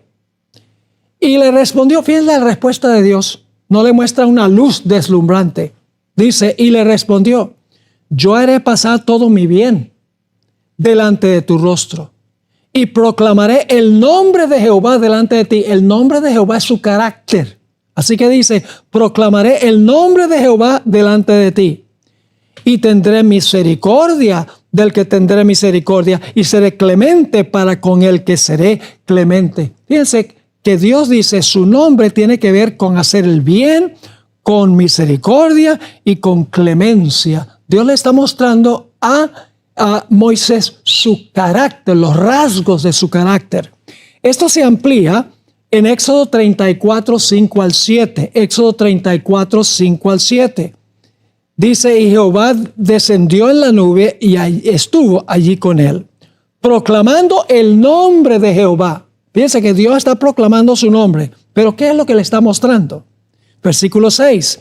Y pasando Jehová por delante de él, proclamó: Jehová, Jehová, fuerte, misericordioso y piadoso, tardo para la ira, grande en misericordia y verdad, que guarda misericordia a millares, que perdona la iniquidad, la rebelión y el pecado, y que de ningún modo tendrá por inocente al malvado. Claro, uno de los rasgos de carácter de Dios es que Dios es justo y no hace pasar por alto a una persona que es pecadora y no se arrepiente.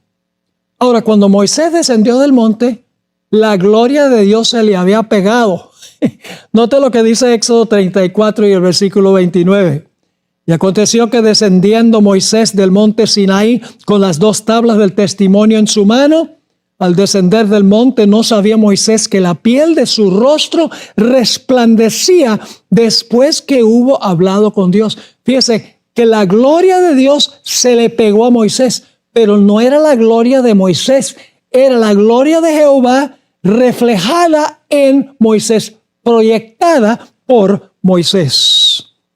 El apóstol Pablo se refiere a esta experiencia en 2 Corintios 3:18, donde él dice que nosotros podemos pasar por la misma experiencia si pasamos tiempo con Jesús, contemplamos su rostro, contemplamos su carácter. Lo mismo puede suceder con nosotros, podemos reflejar su gloria. Dice en 2 Corintios 3:18, por tanto nosotros todos, mirando a cara descubierta, como en un espejo, la gloria del Señor, somos transformados de gloria en gloria en la misma imagen como por el Espíritu del Señor. Ahora escuchen bien, Moisés no siempre fue manso y humilde. Moisés tenía un carácter fuerte. En Éxodo 2, 11 y 12, dice que Moisés, cuando vio que uno de sus compatriotas estaba siendo maltratado por un egipcio, dice que lo mató. Moisés podía ser violento. Sin embargo, Moisés pasó 40 años en el desierto cuidando las ovejas de Jetro, su suegro Jetro. Y después de esos 40 años, la Biblia dice que era un hombre completamente transformado y cambiado, porque había ascendido al monte y había pasado mucho tiempo con el Señor en el monte. El carácter de Dios se le había pegado por tener comunión con Él. Dice en Números 12 y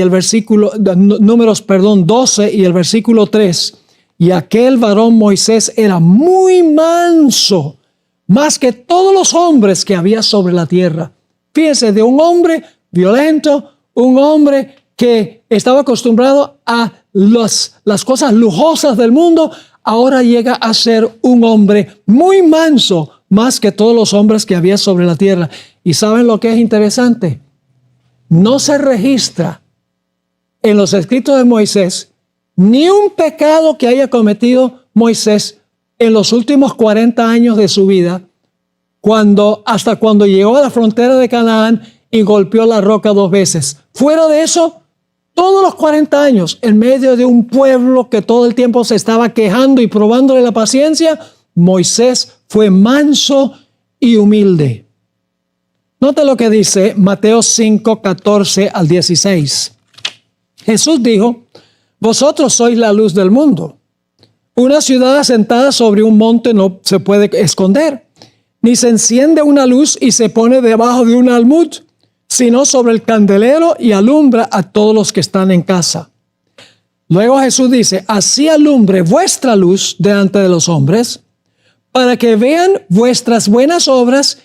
Ahora fíjense, ven las buenas obras y ¡ay, qué buena gente es ese! No, Señor, dice, para que vean vuestras buenas obras y glorifiquen a vuestro Padre que está ¿dónde? Que está en el cielo. Me gusta usar esta ilustración. Salen una noche y ven esa luna plateada, llena, hermosa, iluminada. Y dice, ¡ay, qué linda está la luna esta noche! Pero esa no es toda la verdad, porque la luna no es linda, la luna es fea, está llena de cráteres. ¿De dónde vino la luz de la luna? La luz de la luna vino del sol. Entonces lo que hay que decir es que lindo está el sol esta noche. El sol es Cristo. Y cuando yo estoy en conexión con Cristo, como la luna con el sol, el resultado es que yo reflejo la gloria que viene de Él. Yo no tengo gloria para dar, pero cuando paso comunión con Jesús, la gloria de Él se me pega y entonces su gloria se refleja a otras personas. Ahora rápidamente tenemos que ir a nuestro tercer imperativo, adorad al Creador. Eso lo leímos en Apocalipsis 14 y el versículo 7. Vamos al libro de Éxodo, el capítulo 31 y el versículo 16 al 18. Dios tiene una señal de que Él es el creador. Una señal que cuando la guardamos estamos confesando que creemos en el creador del cielo y la tierra. Dice allí en Éxodo 31, 16, guardarán pues el día sábado los hijos de Israel, celebrando por sus generaciones por pacto perpetuo. Señal es para siempre entre mí y los hijos de Israel. Y ahora viene la razón. Porque en 6 días hizo Jehová los cielos y la tierra, y en el 7º día cesó y reposó. Y dio a Moisés, cuando acabó de hablar con él en el monte de Sinaí, 2 tablas del testimonio, tablas de piedra escritas con el dedo de Dios. Es decir, el mandamiento del sábado fue escrito con el dedo de Dios el 7º día sábado. Y dice aquí que es una señal entre Dios y su pueblo. Noten Ezequiel 20 y el versículo 12 y luego vamos a leer el versículo 20.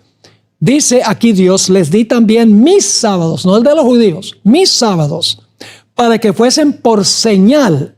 Nuevamente dice el sábado es señal entre mí y ellos, para que supiesen que yo soy Jehová, que los santifico. Y luego el versículo 20, y santificad mis sábados. Noten que Dios no dice los sábados de los judíos, dice mis sábados.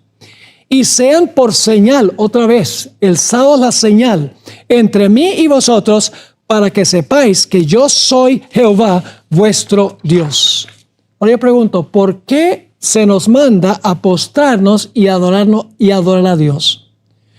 Bueno, nosotros sabemos por qué, porque Dios es el creador. Y como Dios es el creador, nosotros le debemos adoración, homenaje. Él merece que nos arrodillemos ante Él por ser el creador. Pero Dios ha dado una señal para que no nos olvidemos de que Él es el creador, para que le demos la gloria a Él. Y esa señal nos llega cada semana. Esa señal es el Santo Sábado. No podemos obedecer lo que dice el mensaje del primer ángel, donde dice, adora al Creador, al menos que incluyamos el sábado. Porque adoramos al Creador, porque Él es el Creador, y la señal conmemorativa que nos dio es la observancia del sábado cada semana. Por eso, en el cuarto mandamiento de la santa ley de Dios, ese mandamiento escrito con el dedo de Dios, dice en Éxodo 20 y el versículo 8 al 11, acuérdate del día sábado para santificarlo.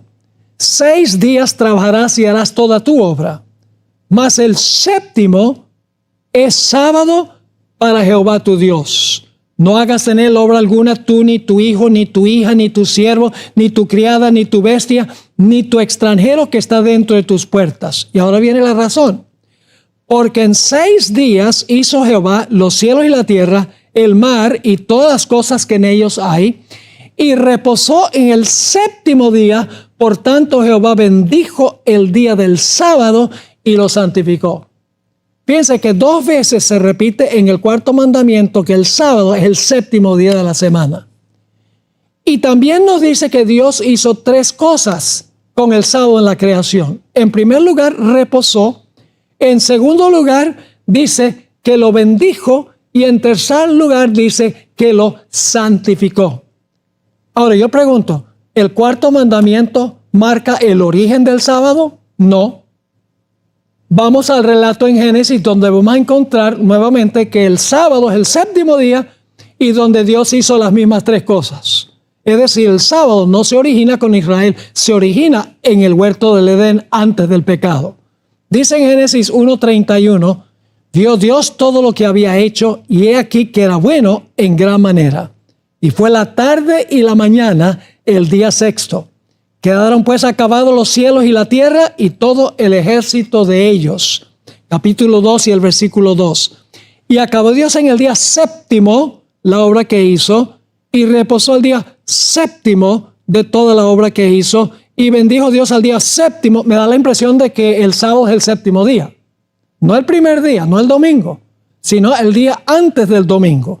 Así que dice, acabó Dios en el día séptimo la obra que hizo, reposó en el día séptimo de toda la obra que hizo, bendijo Dios al día séptimo y lo santificó, porque en él reposó de toda la obra que había hecho en la creación.